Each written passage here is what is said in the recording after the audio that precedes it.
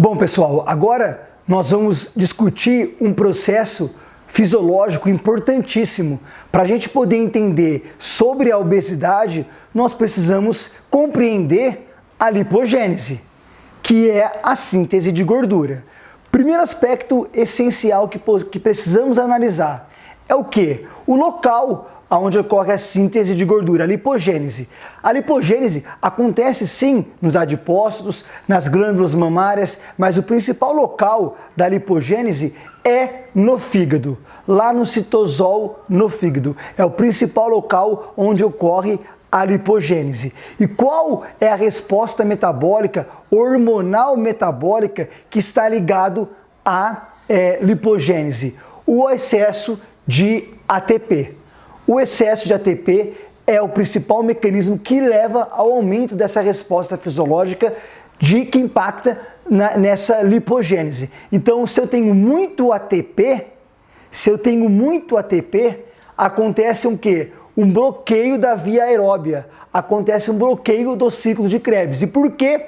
Porque a função do ciclo de Krebs é oxidar, ou seja, tirar a energia contida no acetil-CoA, que veio, por exemplo, do piruvato ou do ácido graxo.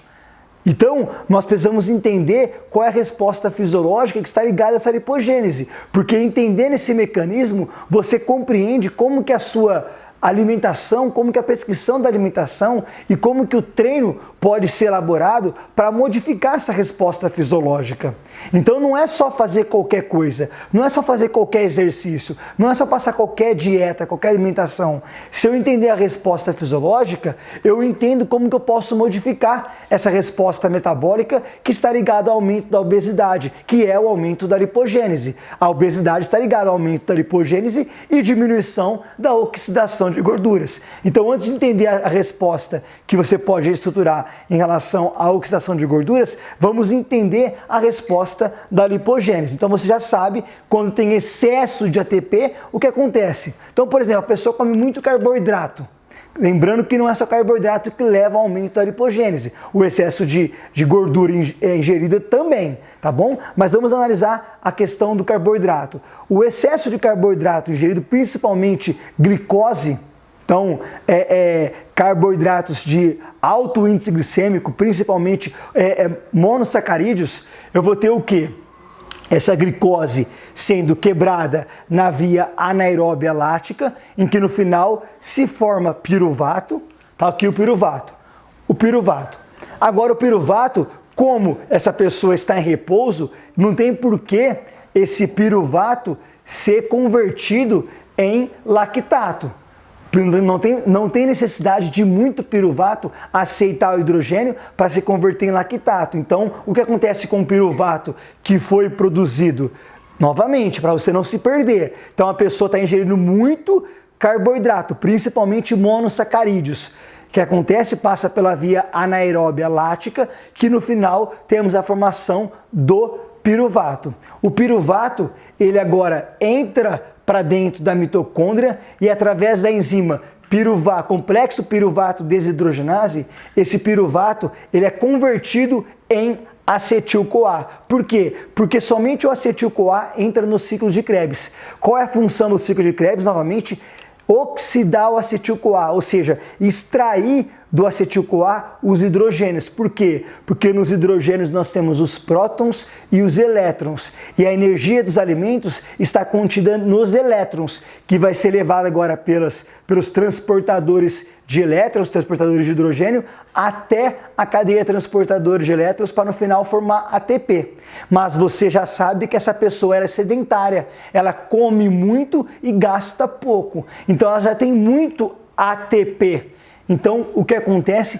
Ocorre uma paralisação da via aeróbia. O ciclo de Krebs ele é bloqueado. Por quê? Porque a função do ciclo de Krebs é tirar a energia do acetil-CoA para depois levar esses elétrons até a cadeia transportadora de elétrons para formar ATP. Mas se já tem muito ATP, não tem por que formar ainda mais ATP. Por isso que o ciclo de Krebs é paralisado.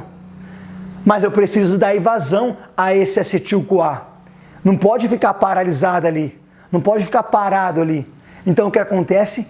Esse acetil-CoA, se ele for para o citosol, isso nós estamos falando no fígado. Se ele for para o citosol, o que acontece? Eu posso agora fazer esse acetil-CoA ser utilizado no processo para estocar energia. Só que tem um problema, o acetil-CoA não consegue sair da mitocôndria. Então repare que o piruvato, pelo complexo piruvato desidrogenase, quando ele entrou na mitocôndria, foi convertido em acetil-CoA. O acetil-CoA, ele agora tem que ser oxidado no ciclo de Krebs. Isso não vai acontecer. Por quê? Porque o ciclo de Krebs está paralisado devido ao excesso de ATP. Então o que acontece? Acontece uma resposta fisiológica para poder colocar esse acetil-CoA para fora da mitocôndria, lá no citosol, que é onde acontece a lipogênese. Por quê? Porque lá nós temos enzimas lipogênicas, enzimas que atuam nessa resposta de lipogênese. Como acontece isso? Então a primeira reação do ciclo de Krebs é o acetil-CoA se combinar com oxaloacetato, formando o citrato. E aí depois continuaria as respostas fisiológicas. Acontece que a primeira resposta, ela ocorre. A acetil-CoA se combina com oxaloacetato e forma o citrato. Ao invés de continuar as próximas reações, o citrato, ele tem como sair da mitocôndria. Nós temos aqui transportadores de citrato, bomba do citrato.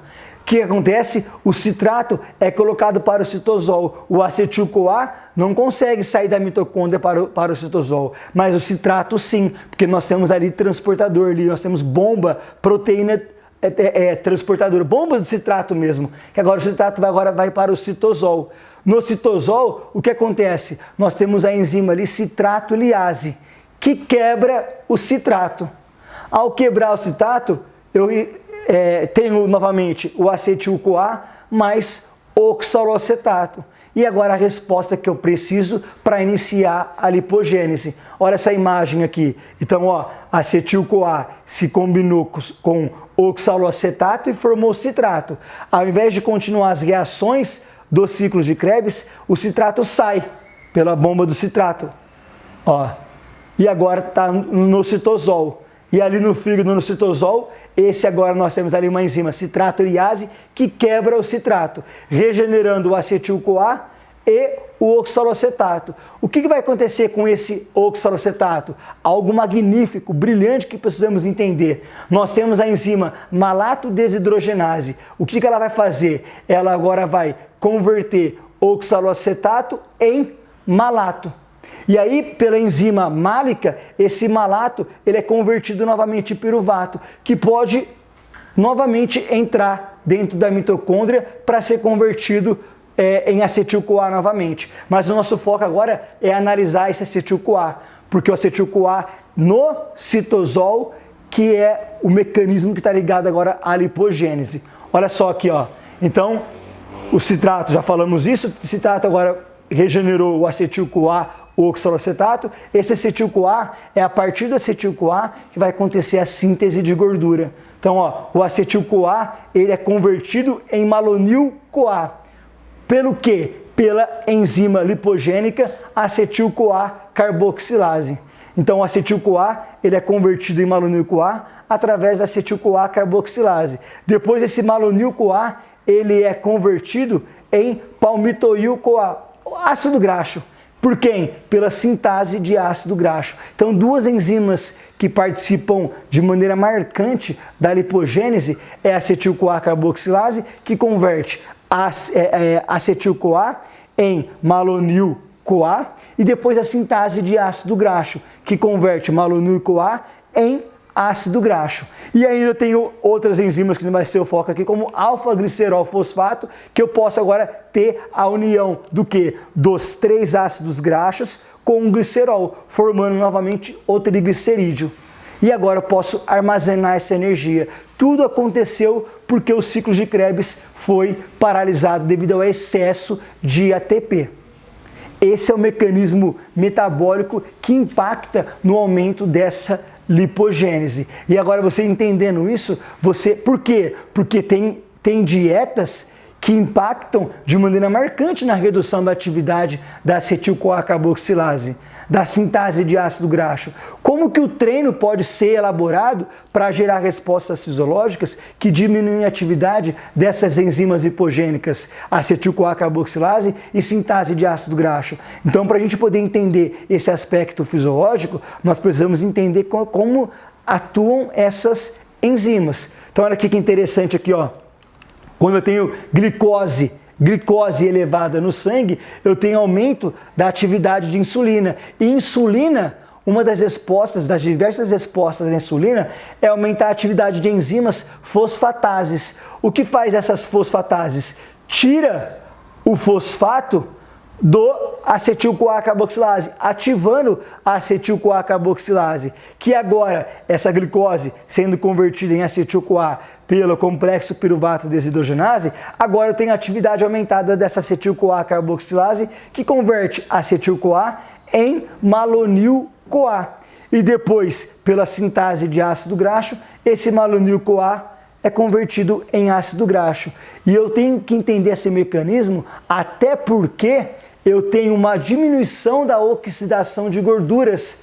A oxidação de gorduras é diminuída quando eu aumento o malonil-CoA, porque malonil-CoA, olha só, inibe a carnitina palmitoil transferase 1, que é aquela proteína que põe ácidos graxos de cadeia longa do citosol para dentro da mitocôndria. Por isso que quando eu tenho muito malonil-CoA, eu tenho menor resposta de oxidação de gorduras. Então eu tenho aumento da lipogênese e diminuição da oxidação de gorduras. Processo fisiológico que vai impactar na obesidade. Processo fisiológico que vai impactar no aumento da gordura corporal.